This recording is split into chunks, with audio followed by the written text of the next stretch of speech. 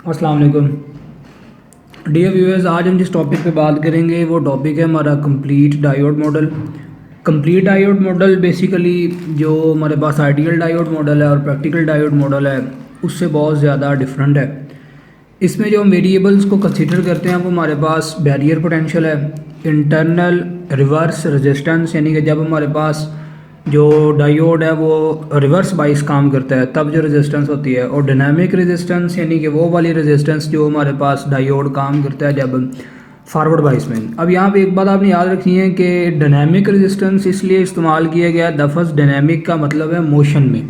कोई चीज़ जब मोशन में है तो तब हम डायनामिक का वर्ड यूज़ करते हैं। तो डायनामिक रेजिस्टेंस से मुराद होता है कि डायोड की फॉरवर्ड बाई रेजिस्टेंस इंक्रीज़ होती है, पहले डिक्रीज़ होती है, मतलब कि रेजिस्टेंस बढ़ती जाती है। ठीक है। डायनामिक रेजिस्टेंस से मुराद ये है कि पहले उसकी रेजिस्टेंस बड़ी होती है, फिर उसके बाद कम होती है, फिर उसके बाद फिर कम होना शुरू होती है। रेजिस्टेंस वेरिएबल है।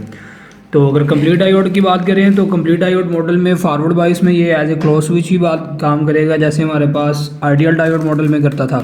तो लेकिन यहाँ पे कुछ चीज़ें ऐसी हैं कि क्लोज स्विच में काम करेगा, लेकिन हम इसमें कंसीडर कर रहे हैं डायनामिक रेजिस्टेंस को भी। अब यहाँ पर आपने एक चीज़ देखनी है कि थोड़ा सा डायग्राम की तरफ आते हैं। जब यहाँ से इलेक्ट्रॉनिक करंट निकलेगा, इस जो 22 वोल्टेज है यहाँ से, तो ये करंट यहाँ से स्विच को क्रॉस करेगा, तो ये रेजिस्टेंस इसको बेस करनी पड़ेगी डायनामिक रेजिस्टेंस जो कि डायोड की वजह से है। ये यहाँ पर इतना हिस्सा जो है ना, ये सारे का सारा हिस्सा डायोड को ही शो कर रहा है, ये आपने याद रखना है। ये सारे का सारा डायोड को ही शो कर रहा है, बस उसके पार्ट्स को अलग इसलिए किया गया है ताकि हमें पता चल सके कि क्या डिफरेंस है। अब यहाँ पे आर डी जो हमारे पास डायनामिक रेजिस्टेंस है, ये यहाँ से बायस जो वोल्टेज गुजरेगा उसकी कुछ एनर्जी को वोल्टेज ड्रॉप में जो है वो डिसिपेट कर लेगी। अब ये देखिएगा, ये नेगेटिव चार्ज है तो ये भी नेगेटिव चार्ज है, तो ये नेगेटिव चार्ज को रिपेल करेगा। इसका मतलब कि अगर यहाँ पर इस नेगेटिव चार्ज को यहाँ से क्रॉस करना पड़ता है तो इसको इसकी रिपल्शन को ओवरकम करना पड़ेगा। इसके लिए इसको हमारे पास इसको एनर्जी चाहिए, इसको एनर्जी देनी पड़ेगी। और इसके अलावा वो जो एनर्जी हमारे पास होगी वो हमारे पास किसके इक्वल होगी, वो हमारे पास इक्वल होगी 0.7 वोल्ट। 0.7 वोल्ट के इक्वल होगी हमारे पास जो एनर्जी होगी। उसके बाद हमारे पास ये इलेक्ट्रॉन यहाँ से गुजरता हुआ लिमिट रेजिस्टेंस से गुजरेगा और दोबारा बैटरी में, और ये इसी तरह सर्किट चलता जाएगा। अब रिवर्स बाइस में ये हमारे पास क्या काम करता है कि ये एक्ट एज अ स्विच के तौर पर काम करता है, लेकिन ये पैरेलल विद इंटरनल रेजिस्टेंस। अब इंटरनल रिवर्स रेजिस्टेंस के ये पैरेलल वर्क करता है। अब यहाँ पे एक बात मैंने आपको पिछले टॉपिक में बताई थी, जब हमने डिस्कस किया था आइडियल डायोड मॉडल, तो तब वहाँ पे मैंने एक बात आपको बताई थी कि रिवर्स बाइस में जो हमारे पास डायोड होता है उसमें कम्प्लीटली करंट ज़ीरो नहीं होता। तो जब हम कंप्लीट मॉडल में बात कर रहे हैं तो यहाँ पे शो करवाया गया है कि डायोड से जो हमारे पास ये एज ए क्लोज स्विच काम करेगा, लेकिन इसके साथ जो इसकी जो इंटरनल रेजिस्टेंस जो इसकी रिवर्स बाइस में रेजिस्टेंस होगी वो रेजिस्टेंस पैरेलल के तौर पर काम करेगी। किसी पैरेलल सर्किट में आपने देखा हुआ है कि पैरेलल सर्किट में वोल्टेज जो होता है वो सेम होता है, लेकिन करंट जो होता है वो डिफरेंट होता है।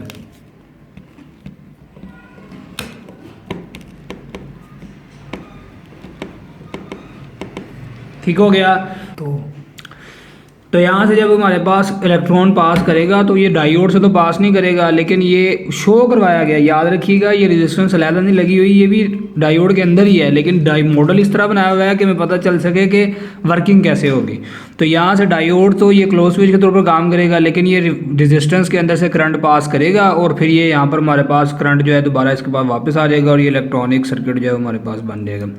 उसके बाद इसके ग्राफ की तरफ आते हैं। तो ग्राफ जो एक्चुअली है फॉरवर्ड वाइज में अगर देखें तो हमारे पास जो प्रैक्टिकल डायोड मॉडल है वहाँ पर जो ग्राफ बनता है उसमें करंट का ग्राफ इस तरह बनता है, लेकिन यहाँ पर जो डेविएशन आ रही है प्रैक्टिकल डायोड मॉडल के ग्राफ के लिहाज से, जो डेविएशन है, ये डेविएशन बेसिकली जो डायनामिक रेजिस्टेंस है उसकी वजह से जो वोल्टेज का ड्रॉप होगा, जो वोल्टेज में इंक्रीमेंटेशन होगी, जो उसमें चेंजिंग होगी, उसकी वजह से है, ये उसकी वजह से आएगा। और यहाँ पर हमारे पास ये जो स्लोप हमें बता रही है रिवर्स बाइस में, ये बता रही है कि हमारे पास करंट पैदा हो रहा है, वोल्टेज की तरफ तो जा रही है लेकिन करंट भी पैदा नहीं, यानी कि करंट के एक्सिस के ऊपर भी वैल्यूज जो है वो बढ़ रही है। करंट क्यों पैदा हो रहा है? क्योंकि जब रेजिस्टेंस जो हमारे पास रिवर्स रेजिस्टेंस है उसमें से जब करंट जो गुजरेगा तो वहाँ पे भी फिर हमारे पास करंट की वैल्यू जो है वो आएगी, और इंटरनल रिवर्स रेजिस्टेंस की वजह से। अब अगर हम इसकी कैलकुलेशन की बात करें तो हमारे पास जो फॉरवर्ड बाइस में जो वोल्टेज है वो हमारे पास वी बी यहाँ पर जो उसने दिखाया हुआ है हमारे पास जो ये सॉरी यहाँ पे थोड़ा सा हो गया है, ये वी एफ जो है वो वी बाइस है हमारे पास, ठीक हो गया। यानी जो फॉरवर्ड बाइस में जो वोल्टेज होगा टोटल वोल्टेज वो एक तो हमारे पास 0.7 वोल्ट जो होगा उसकी वैल्यू के बराबर होगा और जो वहाँ पे कंज्यूम होगा 0.7, और दूसरा हमारे पास जो कंजप्शन होगी डायनामिक रेजिस्टेंस की वजह से। तो जब हम KVL यानी कि किरचॉफ का जो हम लॉ लगाते हैं वोल्टेज लॉ, वो हमें बताता है कि जितने भी सम हैं वोल्टेजेस के अलजेब्रिक वो ज़ीरो होते हैं, तो summation of algebraic voltages is equal to zero. तो ये V बाई एस यानी कि जो बैटरी से करंट निकलता है सॉरी जो वोल्टेज निकलता है वो या जो वोल्टेज बैटरी अप्लाई करती है जो सर्किट के ऊपर वो फॉरवर्ड बाइस में यूज़ होता है, और इसके अलावा जो वोल्टेज हमारे पास रेजिस्टेंस के अलॉन्ग होता है उसमें, और जो फॉरवर्ड बाइस होता है उसमें हमारे पास 0.7 वोल्ट वो वाली वैल्यू और हमारे पास डायनामिक रेजिस्टेंस की वैल्यू। तो VR जो होता है वो आपके पास बराबर होता है IF इंटू आर के, क्योंकि ये ओहम्स लॉ होगा और यहाँ पे हम जब वैल्यूज़ पुट करेंगे इसकी वैल्यू हम पुट करेंगे 0.7 वोल्ट, ये इधर आ जाएगा, और ये VRD यहाँ पे भी हम इसकी वैल्यू लगाएंगे IF इंटू RD।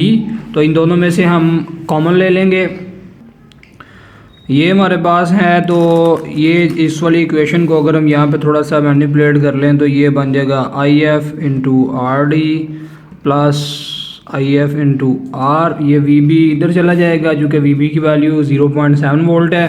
तो यहाँ से IF कॉमन ले लेंगे, यहाँ से IF कॉमन लेके ये दोनों वैल्यूज़ जो हैं वो इसके नीचे डिवाइड हो जाएंगे और ये हमारे पास करंट की वैल्यू जो है वो आ जाएगी। कंप्लीट डायोड मॉडल बेसिकली हमें ये बताता है, इसका जो यूज़ है कि कोई भी हमारे पास जो डायोड है उसके ऊपर जो पैरामीटर्स इस्तेमाल होते हैं करंट के वोल्टेज के वो कैसा असरअंदाज होते हैं, रेजिस्टेंस कितनी असरअंदाज होती है। तो यहाँ पे आपको अगर कोई प्रॉब्लम है कोई चीज़ रह गई है मतलब कि आपके लिए हाथ से अगर कोई चीज़ समझ में नहीं आई तो देन आप कमेंट बॉक्स में मैसेज कीजिएगा, इंशाल्लाह वी विल आंसर इट। अल्लाह हाफ़िज़।